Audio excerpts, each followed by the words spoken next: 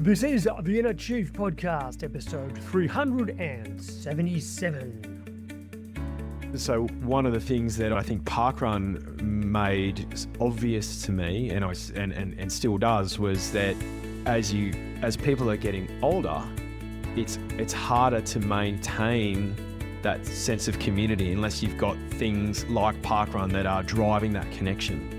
You know, people, they move out, they lose touch with friends, they lose touch with family for whatever reason.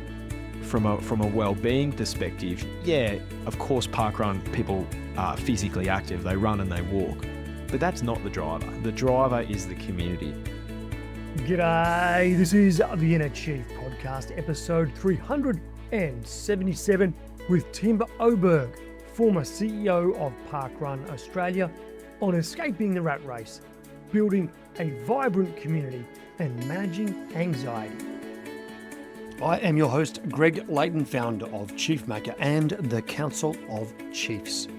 I believe there is a great chief in all of us, and that through listening to the stories, strategies and techniques of great CEOs and gurus, each of you can find and leave your own legacy through your work and life. The Inner Chief Podcast is where you will learn how to think and make moves like a CEO, like a true chief. For over a decade, I've helped CEOs and senior executives around the world boldly lead change, inspire their people, and leave a legacy. On the Inner Chief Podcast, I bring these stories to life with deep diving CEO interviews, interspersed with minisodes covering key leadership challenges, so you will find your own path to greatness as an executive. In this episode, we replay a chat I had with Tim Oberg in 2019. Tim has a background in teaching and travel, having set up his own tour business in London in the 2000s. He stumbled upon the parkrun concept in the UK in 2010 and pitched to the owner to be the one to take it to Australia, thereafter leading the regional business for nearly 12 years.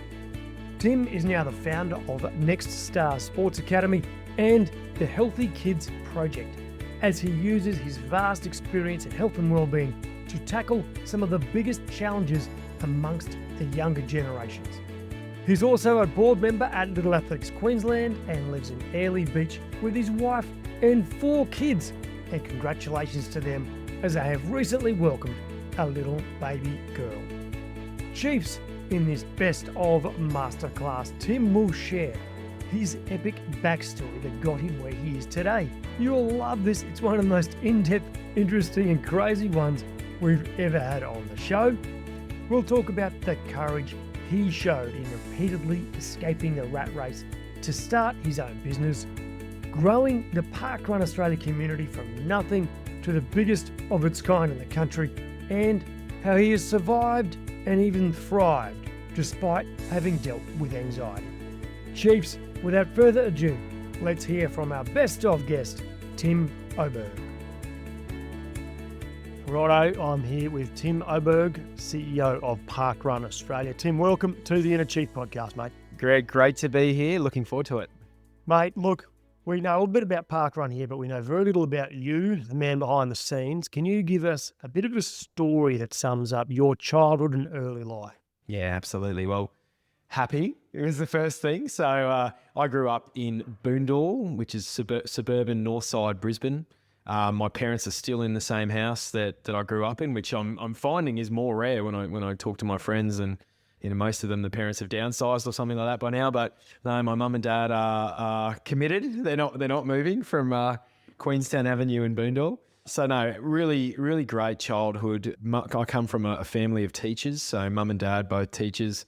Obviously what that meant was school holidays were family school holidays, although we weren't really an adventurous family. We weren't sort of like, pack up and go camping or anything like that, but just great times around the neighbourhood. I've got an older brother, Terry. He's 2 years older than me.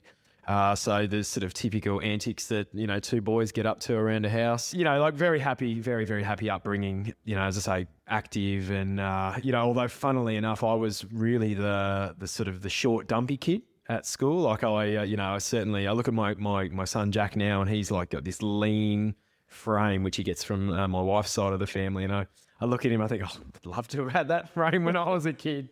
You know, I was a sort of short, dumpy kid. And so, yeah, wasn't a great athlete in the early days. But yeah, no, look, really happy. Went to Catholic primary school, lots of friends. And then from there, moved on into high school. I went to Nudgee College in Brisbane, which is a pretty famous all-boys GPS school with a big focus on sport. So I guess, you know, I went for the ride there. Certainly got involved in a lot of sport and you know, did okay at sport at school, played a bit of rugby and a bit of basketball, a little bit of cross-country running and, you know, anything that was on offer really I was having a crack at and, yeah, had an absolute ball through high school. So, yeah, I guess that's the early days if we want to. Yeah, a bit of a classic Aussie upbringing. Yeah, classic. Yeah, absolutely. You know, as I say, I think back of it really fondly and I sort of think if I can give my kids an upbringing that gives them the happiness that mine had, then I'll be doing pretty well as a parent. Mate, tell me about your first ever job. Yeah, well, I remember it. I think I would have been 14, and it's funny because I was having this conversation with Jack the other day, my 6-year-old. He's like, Dad, what age can I get a job? And I said, well, I think the legal age is 14. I don't know if that's still the case. 14 3/4, I think. Is it right? So it was when I was young. Yeah. So whether it was 14 or 15 or whatever it was, but I clearly remember it because I got a job at the Sandgate Lawnmower Centre, which is just, you know, 10 minutes from my house. And I don't even know how I got that. I must have had like a little. I mean, do you even have a resume when I can't have had a resume. I must have had my school portfolio with my report cards or something that I took around with me. But obviously, you know, the fella who owned the shop was just looking for a kid to do some work. Yeah. So I would work 4 hours on a Sunday, I think it was. And I remember it was $20, $5 an hour, which would have been the going rate. So that would have been 1993 approximately. Yep. And yeah, it was great. You know, it was my first job and $20 got you a fair bit back in those days, you know, sort of buy a new CD or something like that in the days of CDs. So yeah, it was great. I still sort of go through Sandgate, you know, pretty much most times I'm in Brisbane. It's a really nice spot. And I look at the site of the old Sandgate Lawnmower Centre. It's not there anymore. I can't think what is there. But yeah, I often drive past it. And if I've got someone in the car, I'll comment that was the site of my first job. That's where it all began. Yeah, exactly. So, no, good days. Mate, now listen, you spoke about buying CDs and I know you've got this love of music. Tell me about your first job at university where you took on a job as a DJ, essentially as Australia's version of the Wedding Singer. Yeah, well, or was it Wedding Crashers? Wedding, sure. Yeah. Well, you know what uni's like though. Everyone's just trying to, you know, make a buck to you know, pay the bills or to you know, if you're really proactive, try and pay yourself through uni. But in my case, it was just, you know, wanted a few extra dollars to play with on the weekend and rather than, you know, stacking shelves at Coles or whatever, which, and, you know, and there's nothing wrong with that, but I thought, well, let's look what else is out there. So I applied, there was an ad in the Brisbane Courier Mail that said we're looking for mobile DJs. And I thought, I love music and, you know, I like going to parties and people. And so let's have a look at what this is all about. So I got a job for this company called Moby Disc. I don't even know if they're still around. They probably are. Solid name. Oh, I know, Moby Disc. It was the logo was the whale, like the Moby Dick whale, but it was Moby Disc, I know. And you had to wear, from memory, no matter what you were doing, whether you were DJing a wedding or, you know, like someone's backyard 40th or whatever, you had to wear a tux. It was like bow tie and, you know, it was pretty formal.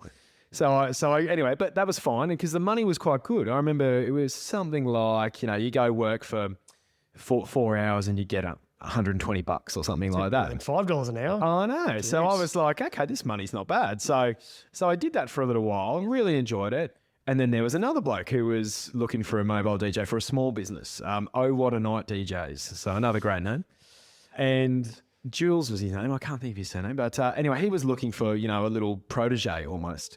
I saw the ad and he was paying more. It was, you know, he was maybe paying $150 for, you know, 4 hours or something.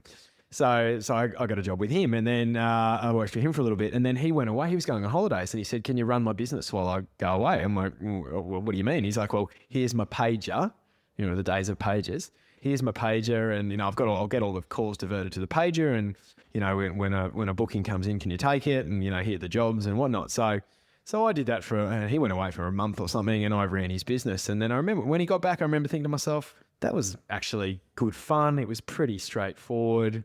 All he had was an ad in the yellow pages. I'm like, well, I can do that. I can put an ad in the yellow pages. So I went off on my own and I set up Underground Sound, which I thought that was a pretty cool name. It was a bit more kind of, cutting edge. A bit more hip. Bit more urban, bit more hip. Yeah, exactly. So I started Underground Sound. I bought myself some DJ gear, and it took off right away. I had business straight away, and so instead of making $150 for 4 hours, I'm now making $300 for 4 hours. And I'm like, this is the life. I'm making as much in 4 hours as my mates who are working, 20 hours a week in, whatever award wage job. Look, yeah, so I did that for 3 years, and we ended up doing, big school discos and all sorts of functions and whatnot. So it was a great, I guess, start to having a bit of an entrepreneurial streak in me. Learned lots of lessons along the way, of course. But it was a great thing to do during uni. My friends and I still talk about it all the time. So yeah, it was good fun. And mate, there's a very important question we ask all our guests. What was your first ever car? Yeah, well, my first car, it was a Nissan Bluebird TRX. And it was white, and it had the little red and blue racing stripes down the side and a little sort of spoiler on the boot. And I thought it was just the coolest thing ever. I thought it was like sporty and whatnot. I put like the black velour seat covers on from Super Cheap Auto, and I got to put a racing steering wheel on there, and I had the put a noisy exhaust on. I didn't do the exhaust. And I must say I've never been a kind of loud engine kind of guy. Like I'm not a a petrol head type fella, but I like the look. I like the look of it, right? So I had this little car that I liked the look of, and had the Alpine CD player, which back in those days was pretty cool, and so zhuzhed up the stereo a little bit. But no, that was a cracking little car. So I had that for a few years, and then I traded up for the Ford Falcon X. I want to say XD, I think. Station wagon. That was it was blue, and it was a V8, and it was on gas. That was the key. It was the V8 LPG. On LPG in the days when LPG was like 29 cents a litre. Yes. So I had this big car, because I needed it for the DJing. I needed the boot space. So it wasn't a wagon for the sake of having a wagon. Like I had a fair bit of kit to transport around. So yeah, so I had the big wagon. There was a blue wagon, and again, great car, really, really good. And that car met a sad end because when I finished uni and ended up moving to the UK, I sold that car to my brother. And then I was in the UK for like maybe a month, and I get this message saying the car's been stolen. So my brother had the car and then got stolen, and they ended up finding it in I think it was in Nala or somewhere like that. And it was just smashed. So that was the end of my of my station wagon. But yeah. Nice. Now listen, tell me about your journey to the UK, because you spent a lot of time over there. Yeah. Where did your career go, and why did you go over there? For the first 12 months, I was just doing supply teaching. So a week here, a day there. Sometimes it was PE, sometimes it wasn't. But the £100 a day, mate, it just came in, and it enabled us to enable me, and my friends were doing other work. But yeah, we were just having a great time. It was exploring London and all that was on offer there, and then of course trips into Europe. It was just so close. You could jump on a train to Paris or a flight to Italy or whatever it would be. So we were just young and having a great time. And then we did a bit of a trip through the States at the end of that year, and then back into Australia to see the family after the first year away. But I was always intending to go for 2 years. It was a 2-year visa. So I headed back over to the UK in sort of late January 2002. And then this is where I guess I was starting to think, well, do I want to keep this teaching thing happening, or what else is out there? And there was an ad for tour guides. It's tour guides wanted for European tours. And I thought, okay, well, I mean, all my money's going towards travel anyway. If I could get paid to travel, then why not? So responded to the ad, and then, basically got accepted into this kind of tour guide training boot camp, if you want to call it that. So myself and, there was probably about 40 of us that were getting taken around Europe, sort of like a 30-day induction, I guess. So there was people getting trained to be tour guides, people getting trained to be bus drivers, people getting trained to be cooks and everything else. So I went on that, was loving it, and then about halfway through the training camp, it all kind of fell to pieces because the people who were doing the training there, they had this kind of military style approach to it that, you know, it was like, we're going to drive you into the ground, and if you get through all that, then you can be a tour guide for our company. I'm not going to say the name of the company, but it wasn't Kentucky. No, so it wasn't Kentucky, but it was their main competitor, but I won't name them. So I'm on this training trip, and there was this one poor girl, Tina. Tina, if you're listening, how you going? And Tina was lovely, but she probably wasn't cut out for the job, for the tour guiding job. And I think even she would have admitted that. But instead of, I guess, you know, having a quiet word to her or working with her to try and help her get better, these trainers obviously thought, well, we're just going to hammer this chick. They just tore her to shreds over a period of days, just broke her down like physically and mentally, to the point where they eventually said, you're off. You know, they kind of set her up to fail. There was a task that she had to do that we all realised was completely impossible. And, you know, they set her up to fail on this trip. And then in front of the whole group, they just said, you know, off, basically. I just blew up. I was like, it's just not acceptable. Like, you can't treat people like this. So I actually led this mutiny of this group of debts, if you want to call it that, where I kind of stood up and I just said, I'm not going to take that. You can't treat her like that. If she's out, I'm out. And I said, and who else is coming? And at about a quarter of the bus just went, we're out too. So we led this mutiny in Florence. You know, some of the listeners might know the Red Garter in Florence. It's like a bar, and it's probably still there. We were standing out in front of the Red Garter, and half the trip just quit. Well, not half, probably a quarter of the trip just quit because of the way it was being handled. So that kind of put me in a bit of a spin, because I was finishing that trip and then going on the road. You know, I didn't have a flat in London. I'd stopped doing the teaching. You know, my plans were that I was going to be, you know, on the road after that trip. So I ended up, you know, we had a bit of a play around in Europe for a while. All the quitters, we sort of stayed in Italy for a bit, and then you know, one by one, everyone just kind of filtered off and went back to London, and I went back to London, and I was, you know, sleeping on someone's couch for a bit, and then I thought, well. And I did a little bit more teaching, but I thought, look, I really wanted to do that tour guiding. So I started looking around at other companies who could do it, and in the end, started getting some tour guiding work with a few other companies. Went down to Pamplona on a tour, which was significant because that's on that trip I met my now wife, Nikki. What year was that? So that was 2002 in Pamplona. I probably ran straight past you. There you go. So yeah, I was there for about a week. Met Nikki on that trip. We didn't get together at the time, but we met there. So that's, you know, obviously got a very special place in my life, that trip, because that's where I met my wife. Went back to London and I was doing some other sort of tour guiding work for another fella. And like, I remember one of the times, one of the sort of funny stories is he calls me, he says, have you been to Switzerland? And I said, no, because we didn't go to Switzerland on the training trip that I went on. Do you want to take a tour to Switzerland? I'm like, yeah, why not? So I go out and I buy Lonely Planet Switzerland. But it was a coach tour from London down to like Lucerne and, you know, Geneva or somewhere, I can't remember where. But the beauty of a trip like that is the coach drivers know Switzerland. So I'm sitting at the front in the, you know, the guide seat, and I'm like saying to the driver, I'm like, where are we? And he'd say, you know, we're coming up to wherever, you know, somewhere. And I'd quickly get the book out, look it up in the contents, and then I'd read some spiel about where we are. So I kind of blagged this trip down to Switzerland. You know, that was one of the funny stories. But I ended up doing some work for this Aussie guy who had his own tour business that was, you know, doing those sorts of trips. And again, the same thing happened almost as what happened with the DJ business, you know, those years before. Is he said, I'm going back to Australia for a while. Can you run my business? And he lived in Marble Arch. He had this apartment in Marble Arch, which was, you know, like, you know, $1 million, £1 million houses all over the place. I just don't know how he afforded it, but he was living in this incredible, like, little unit. He said, you can come and stay in my house sit for me, run my business. I think he was gone for 2 months or something like that.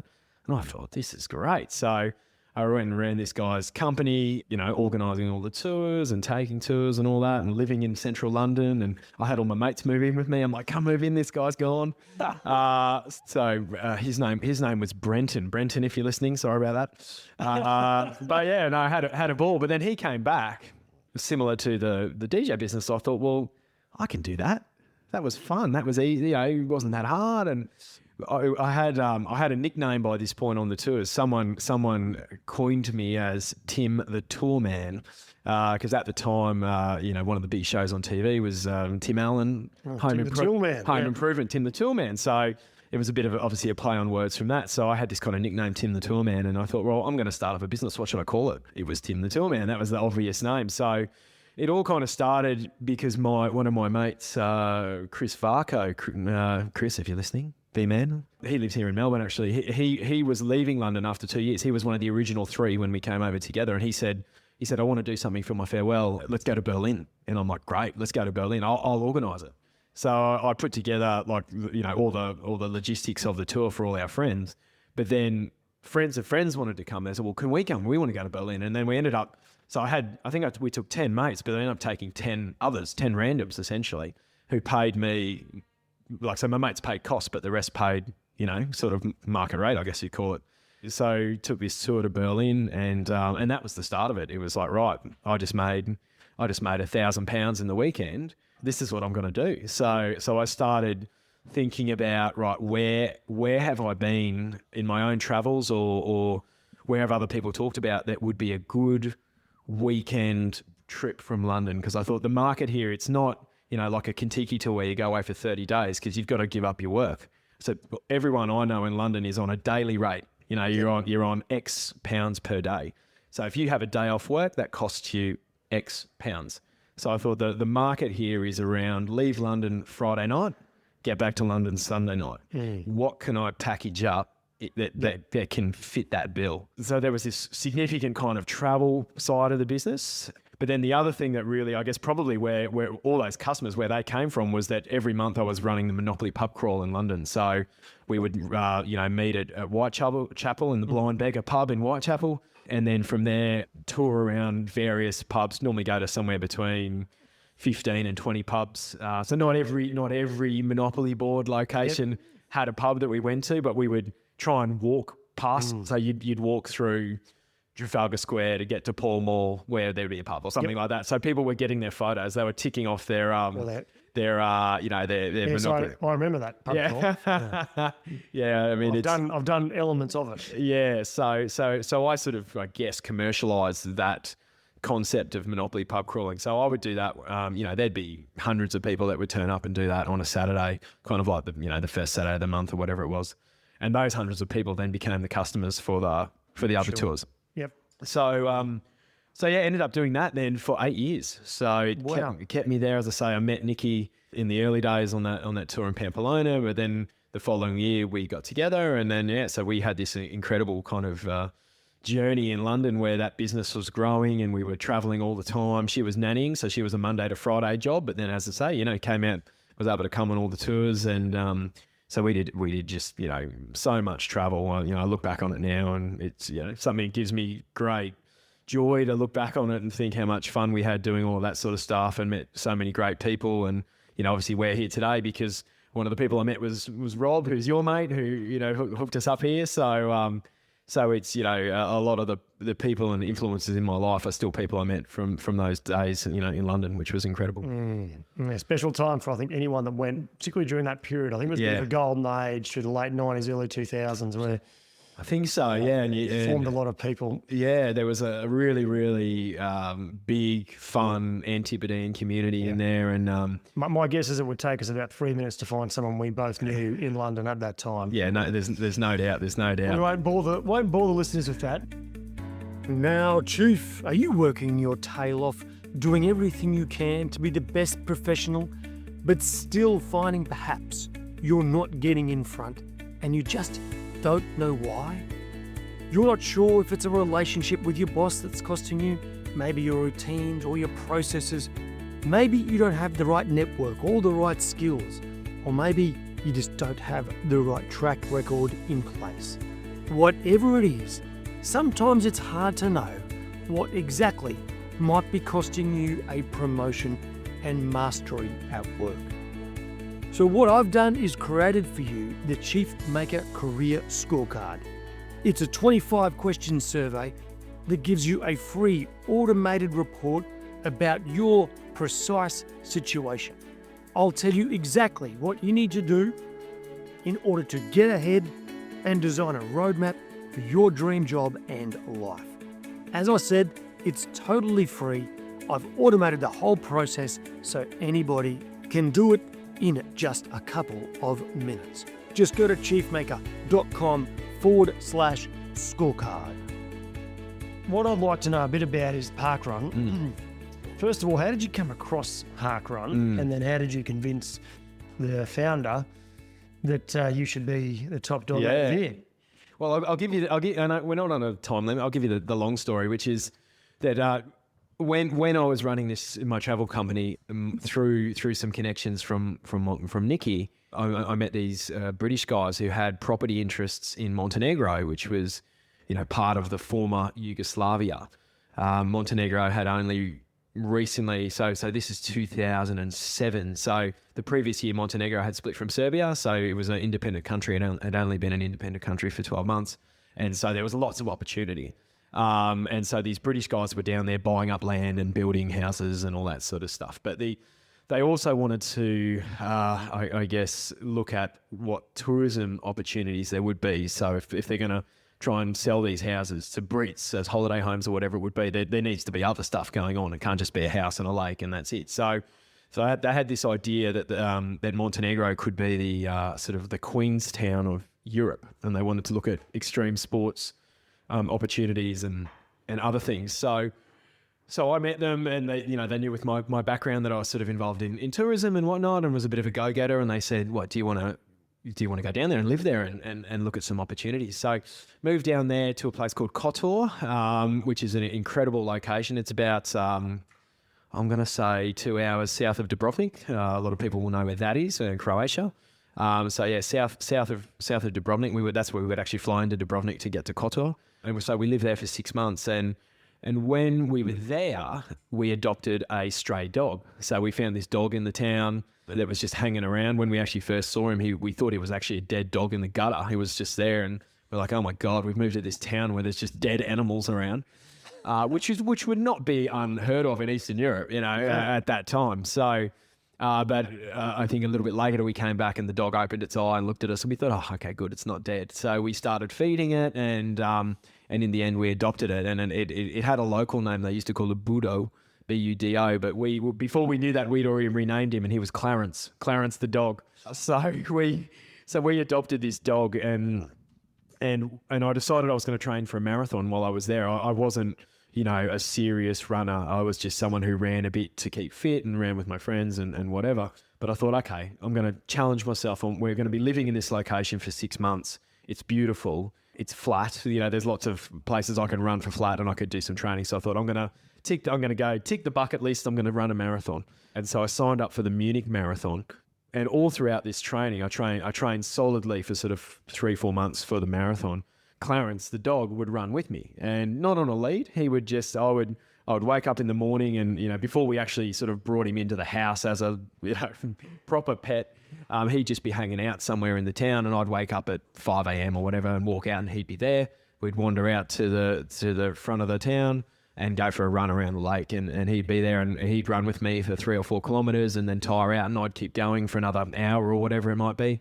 I'd come back, he'd be there waiting, and then we'd run back into the town together and come back in. And so I created this really great bond with this dog who we ended up, when we left, we took him with us. We actually, can I say on your podcast that I smuggled a dog into the European Union? I think I've said it. So we had to smuggle him into the EU. They are going to be after you. Phone calls coming on Monday. I can feel it already. There will be. But because he was a stray dog from Eastern Europe, he didn't have all the, we got all the shots for him, but there was like a waiting period. We were going to have to wait for 6 months inside the because we got him into the EU, no dramas. But so we got him into Germany. We went up to Munich because I had tours going to the Oktoberfest. So I had Clarence at the Oktoberfest for 2 weeks, going to the beer halls and all this kind of stuff. But it was pretty hilarious. I got photos of him holding steins and all this kind of stuff. But we got him chipped in Germany, but then found out that by law we couldn't take him across to the UK for another 6 months. And we're like, we're meant to be going in 2 weeks. So in the end, we just thought, well, we've got to go. So he's coming. So we'll put him in the car. We're not going to put him in a box and hide him. We're just going to put him in the back of the car. We'll put him on the floor so it's not obvious. And if we get through, we get through. And if we don't get through and they take him, he's as good as dead anyway if we left him. He's a street animal. So we just thought, well, it's worth the punt. So we drove to Calais in France, and we're there sitting there, and the French security come over, and there's signs everywhere in English, declare your pet. And we're just like, oh my God. And they opened up the boot. They're looking in the boot. They're looking in the front, and they just didn't look in the back. And so we were able Clarence to. made it. He made it. He made it. So we got him into the UK, and then I'd done a marathon, so I'm like, okay, I quite like this running thing. I'm going to do another marathon, and I started doing more, and I did some triathlons and whatever. But the whole time, he was my partner, he was my training buddy, and I ran with this dog. And then a couple of years later, by now I've literally done hundreds of kilometers with Clarence by now. And someone in the triathlon club says to me, "Did you know you can actually go to this 5K run, and you can run with your dog and get a time?" And I thought, that's cool, because he's my guy. We run all the time, and it'd be pretty cool to see what his 5K PB is. So this was parkrun. So I was introduced to parkrun because of being known in my circles as the guy that runs with his dog. Clarence and I went along to Wimbledon Common Parkrun, which is our nearest parkrun, and we did our first parkrun. And I think 20 minutes, 20 seconds or something was the time from memory. And I remember thinking, it's pretty good. Old Clarence, he goes all right. And we went back a few weeks later, and I think Nikki came on that occasion. We all had a run. And by that point, I'd been doing the tours and the travel for 8 years, and it was awesome, but I was over it. I was over the drinking, I was over the travel, and we were at this point, Nikki and I were engaged, and we were preparing to, I guess, for the next phase of our life. We decided we were going to leave the UK, that we were going to get married in South Africa, and that we were going to live in Australia. And a big part of factoring all that in was that we had Clarence the dog, and what do we do with him in all that process? And we found out that he had to do 30 days quarantine in Australia before we could get him out. So we said, right, we're going to leave London. We're going to put him on a flight to Australia. We're going to put ourselves on a flight to South Africa. We've got 30 days to have a wedding, have effectively a honeymoon, catch up with all her side of the family, and then move, and then get to Australia. So that was what we were going to do. So I was wanting to get out of the travel, and I was wanting to do something back to what my original intention in life was, which was to work in sport and fitness and health. So when I came across parkrun, I thought this is great. At the time in the UK, there was about 100,000 people registered, and there was maybe 70 locations in the UK that had a parkrun. So it was already pretty big. It had been going since 2004. Just for those that don't know parkrun, can you just give everyone the quick one-liner on what it is? Yeah, so the snapshot of parkrun, it is a free, weekly, timed 5-kilometre running / walking event in parks all over the world, 21 countries. So there was about 70 different locations in the UK at that time where you could do that. So it was already a movement. It was already happening. There was already scale, but of course nothing like what we see now.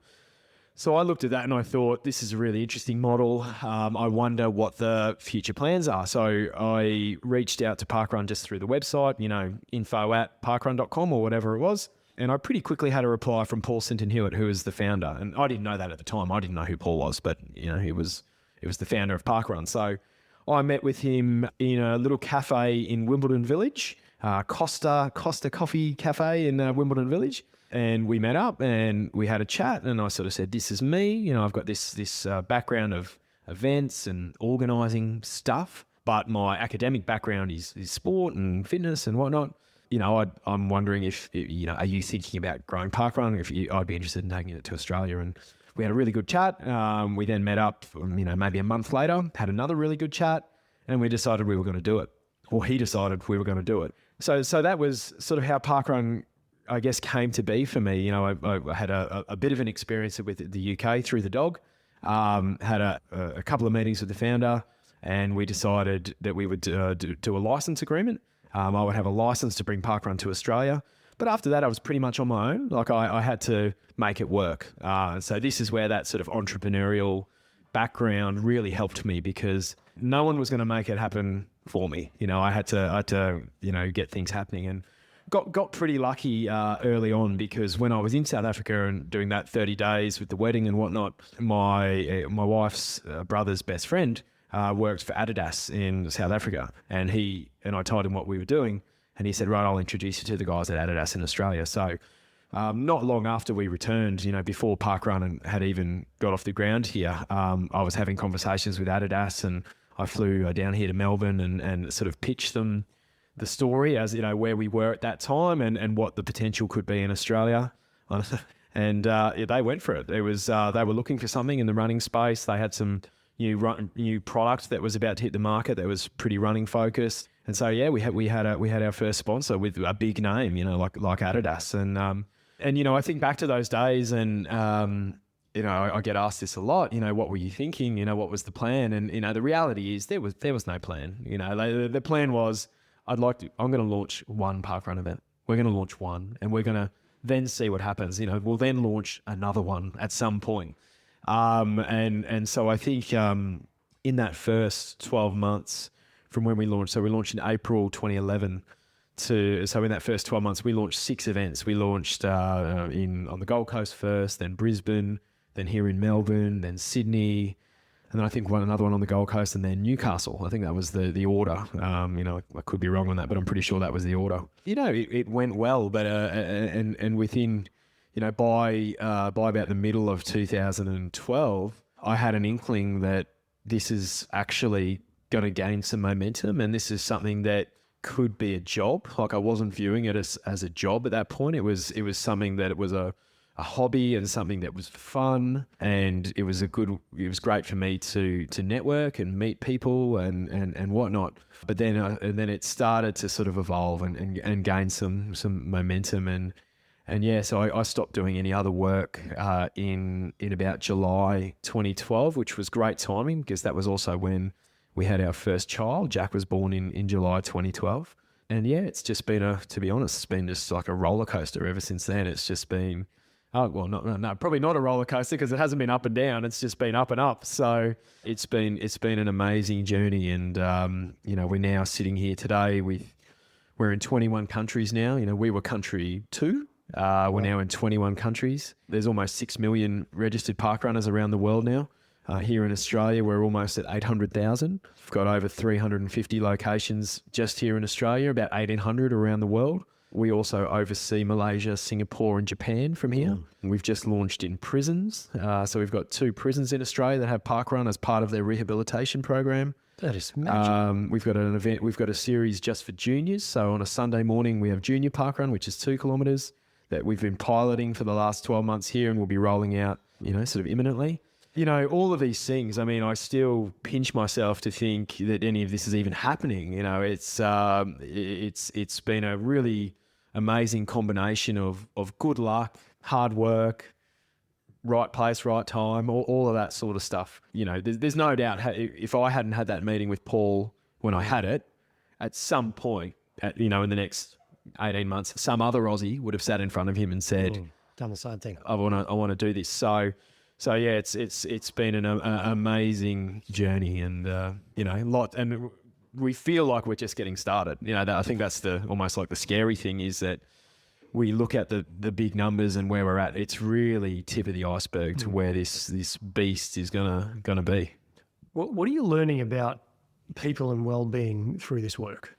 I think the thing that had never really been at the forefront of my mind before parkrun was the absolute importance of being connected to your community, having a connection, But then when I think back to my life before parkrun, well, I had 10 years in London, but I was part of a community. I was part of this Antipodean community in London that was so strong. I mean, there were times, there were periods when I lived in London, there were probably 50 guys I went to school with who were there, within, and you're in London, you're within half an hour. It's not like in Australia where your mates are here, but they're 2 hours on a plane or 20 hours driving. These are all people who you could say, hey, what are you doing tomorrow? Let's catch up. Yep. So I had that community there, and then, before that, you're at university, you've got a community there, and before that, you're at school, you've got a community there.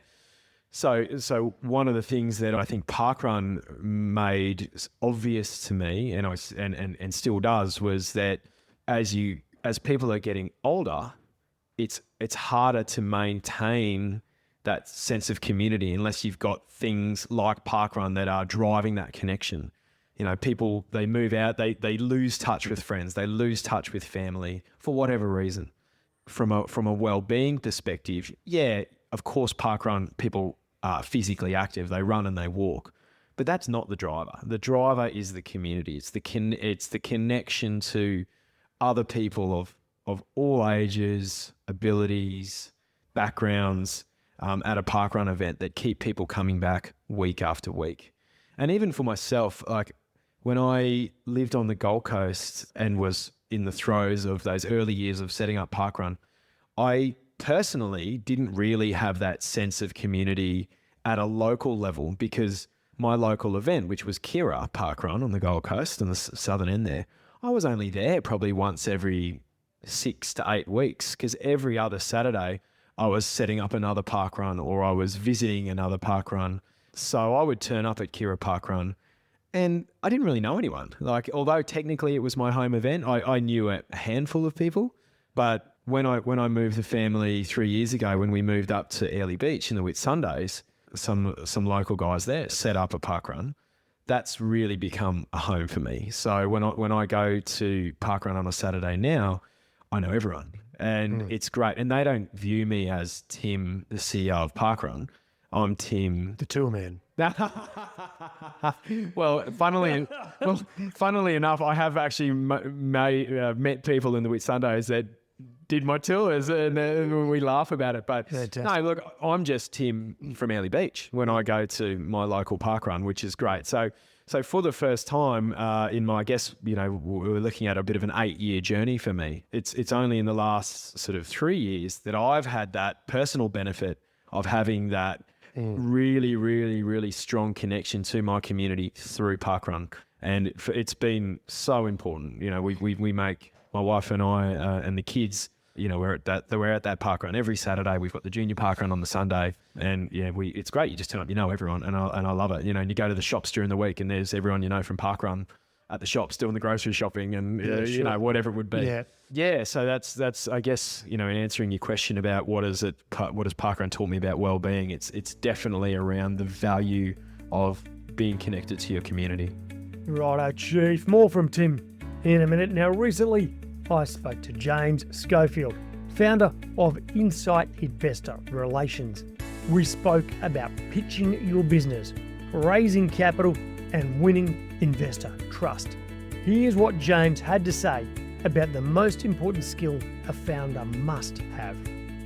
The best founders we see, they're just constantly pitching. It's one of the first most important aspects of being a founder, because you need to pitch for recruitment, suppliers, for customers, and ultimately for capital as well.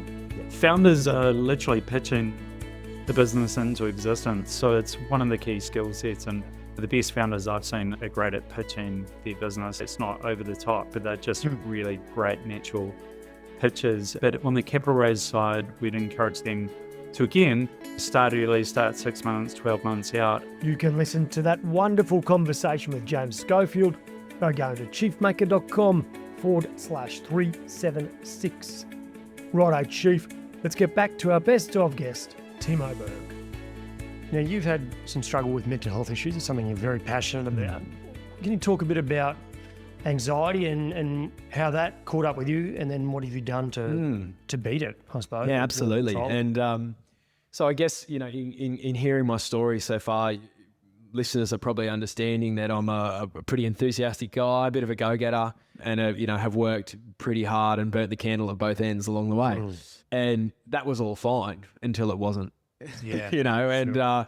And what happened to me was Nikki and the kids dropped me at Whitsunday Coast Airport, Proserpine. I'll never forget it because it was August the 11th. It was the day after my birthday. I think it must have been my 38th birthday or something like that. So 2016, I think. So they dropped me at the airport. I was flying down to Sydney for a routine meeting, nothing stressful, nothing overly out of the ordinary.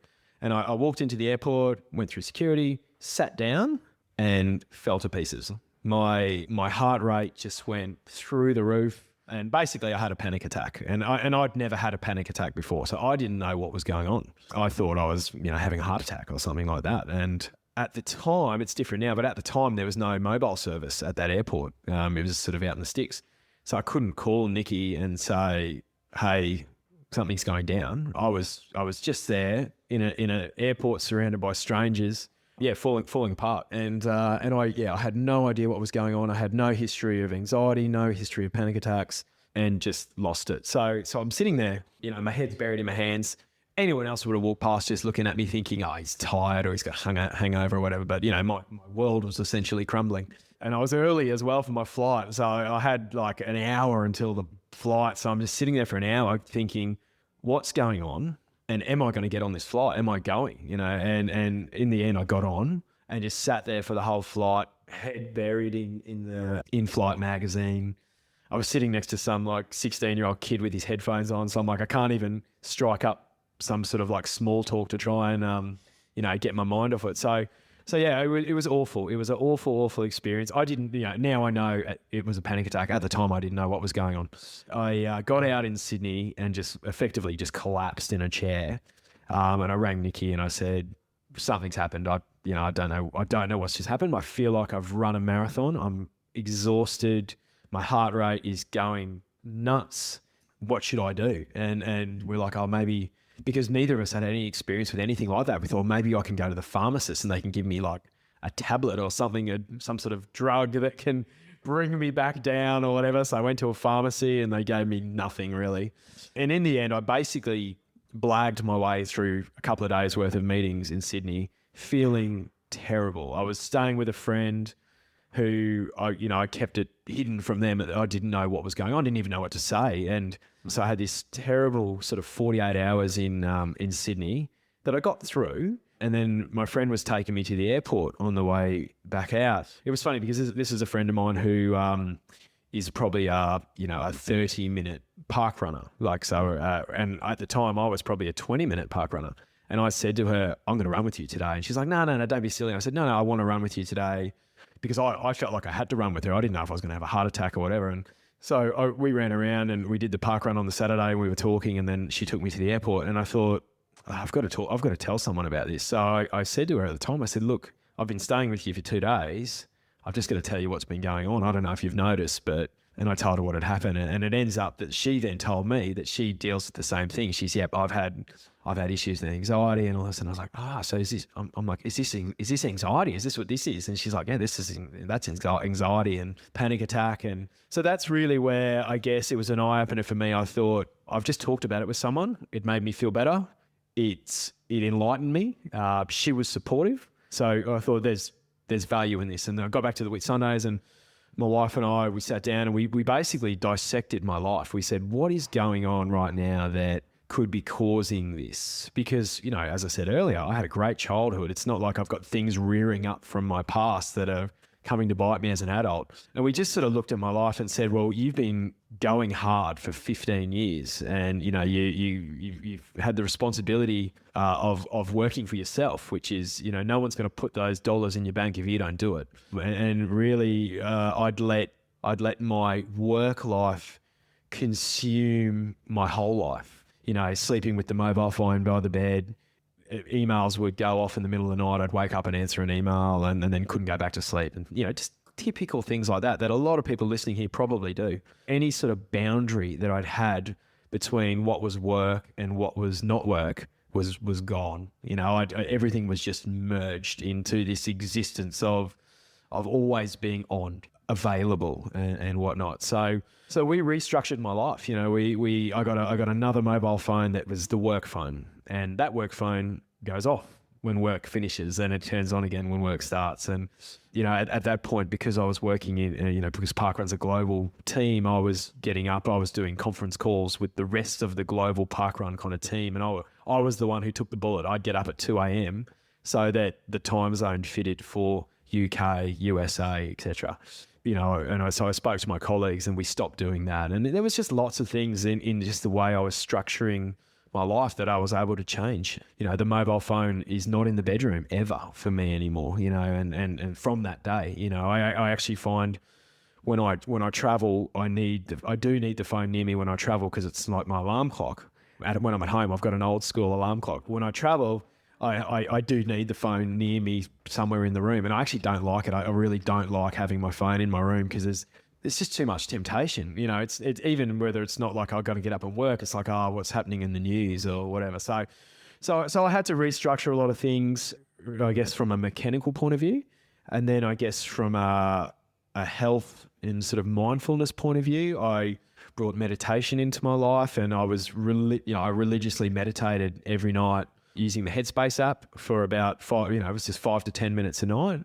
And I brought that in. It's a free app. Anyone who's listening can download the Headspace app, and there's free components to that you can use. I'll put a link to it in the show notes for people. Yeah, and so I brought mindfulness into my life, and it's something that I don't do it anywhere near as religiously now, but it's something where if I feel like I need it, I now have the tools to meditate.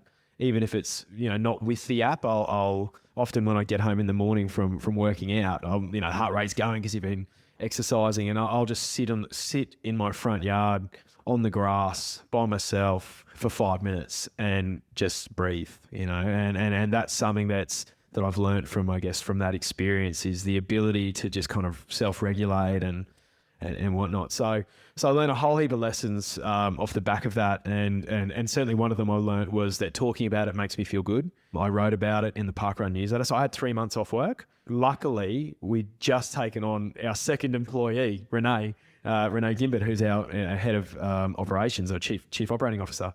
She just started, and it was like, Tim's off work, you're in the hot seat. So she jumped in and ran the show. Like, publicly, we didn't comment, obviously, but she got thrust into the hot seat while I was off work. And then when I came back to work, the first thing I did was I wrote about it in our Parkrun newsletter. So you can, if you Google Tim Oberg anxiety, there's a whole heap of different things that come up, because I've written about it quite a lot. I've done stuff on podcasts and TV. I went on SBS Insight last year and spoke about it on a program they were doing on anxiety. And there's nothing like being in a room full of anxious people talking about anxiety, I can tell you that. It was pretty intense. But yeah, so certainly talking about it has been great, and it's something that I always get great positive feedback from other people who have read my story or heard the story, that it resonates and they can relate to it. And I always, anytime I talk about it, if it helps one person, that's a win. So Awesome. Well, thank you for sharing that. It's an important story. It's good for me. Good for me to share. Good for you. Yeah. And I've seen 2 or 3 panic attacks in the corporate world, in an office, and been there. And the general feeling for the people that are going through it is that very often they have no idea what it is. And it's scary. Exactly where I was at. Scary as hell. Yeah. Scary as hell. Yeah, it's horrible. You wouldn't want to wish it on anyone. And look, I'm by no means out of the woods. My mental health is something that is a daily, I'm not going to say struggle, because I don't struggle, but it's something that not a day goes by when I don't have moments where I don't feel fleeting anxiety or, like, I'm not an anxious person, which was what's made it so weird. But I'll have moments where I get that physical sensation of anxiety for no reason. I'll just be there and I'll just get this little wave that goes across me. So I'm forever looking at ways to better myself in terms of reading books, looking at nutrition, particularly the impact of like nutrition and, vitamins, diet, obviously exercise. what can I be doing differently to optimize my mental health? So it's something that I take super seriously. If you picked up my Kindle, it's ridiculous because it's just like books about anxiety. Yeah, sure. But I'm forever sort of learning from other people about what they've been through. And I think, certainly anyone who's listening who might be going through something like this, the advice is A, talk about it, and that might be to a trusted person. It could be, your partner or a family member or whatnot. But it could be a stranger. And I know when I went on SBS Insight, I had people messaging me on LinkedIn, complete strangers, who just wanted to tell me their story of their anxiety journey because they had no one else to talk to. Like I had people saying, I've tried to talk to my partner about this and they tell me to just toughen up. And so therefore I can't talk to them. So I'm going to write to you. So I just had these, and it was really powerful and it really validated my reason for going on that show. So for people, talk about it and look after yourself. If you're physically well, that's going to go a hell of a long way to making you mentally well. Don't do a park run. Get involved. Yeah, well, look, that helps. And it was a big part of my recovery was that local community I had up there. And I've got up there in Airlie Beach. Now, mate, we have to come to an end and talk about all the questions we ask all our guests. So I hope you're ready for a quick fire few. Mate, what is the number one book you recommend for professionals of all types? Oh, wow. Oh, number one book. Well, I mean, like I say, for me, one of the keys to professional success at the moment is wellness and looking after myself. I would think probably the best book I've read, or the most frequently one, is called Dare, D-A-R-E. It's about it's a method of dealing with anxiety, the Dare method, and it's been really powerful for me. So yeah, I'll recommend that. I can't think of the author off the top of my head, but that's right. We'll get it. We'll get it. Put the link in. Yep. No sweat. Okay, what is the next thing in your life you're most excited about? Next thing I am most excited about, well, it's I've got 3 kids now, and what is exciting me the most about that is their growth journey, and in particular, watching their growth journey at parkrun. And my little boy, who's 6, has got around the 5K course many times now. He's done it about 30 times. But what I'm really loving is watching my little girl, Evie, who's 5, and she's very shy, seemingly had zero interest in doing a parkrun. But 3 weeks ago, my wife bought her sparkly running shoes from Big W, and she's become a park runner. It's brilliant. So my wife, she gets points for that. But I'm loving watching the journey of the kids, really, growing up and their journey into a healthy life, which is, so I guess that's what I'm looking forward to the most. Superb. Can you nominate another CEO you hold with great respect you think should be on the podcast? Well, he's not a CEO, but he could be, I'm sure. But one person I've come into contact with whose opinion I really value and cherish is Mark Arbib. Mark is the president of Athletics Australia. He was a senator in the Kevin Rudd's government, Minister of Sport for a while there, I believe.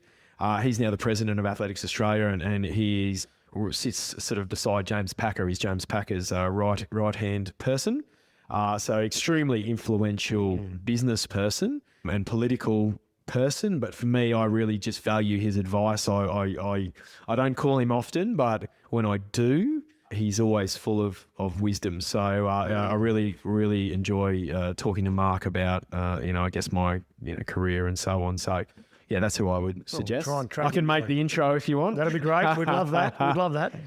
Now, if you could lead any company in the world, and it cannot be parkrun, it's off the cards, right? What would you lead? Which company would you lead? Yeah, well, look, what I love most about parkrun is the impact. So I would say that I wouldn't be interested in a company that that earns the most money. Like, money's important, obviously, but what gets me out of bed every day is knowing that we do something that's extremely impactful, meaningful. It's meaningful work for me, and it's meaningful for the people who are on the receiving end, which is our parkrunners. So I get asked this a lot, actually. What if you were to leave parkrun, what would that job be? And I can't answer that question because I actually cannot name something that I think would give me the joy that parkrun gives me. So I'm not going to answer the question. I'm going to say that the type of job it would have to be would be one that is meaningful and brings me joy and is meaningful to the people on the other end. So it would have to, therefore it would have to be something in sort of not for profit, Sure, or social enterprise, something like that. Yeah, like road run. Which you reckon? Road run. Oh, road runner, yeah. Road runner. I'll take parkrun out of the parks, put it on the road. So, Okay, mate. What is a final message of wisdom and hope you think is vital for the next generation of executives? well, look, I'm going to sound like a broken record here, but I think it's all well and good to work hard and make lots of money and all of that. I'm not against that, but don't be like me. Don't get to that point where you fall apart, because it's awful. It's not worth it. And so if you are someone who is working hard, playing hard, and burning the candles at both ends, that's great.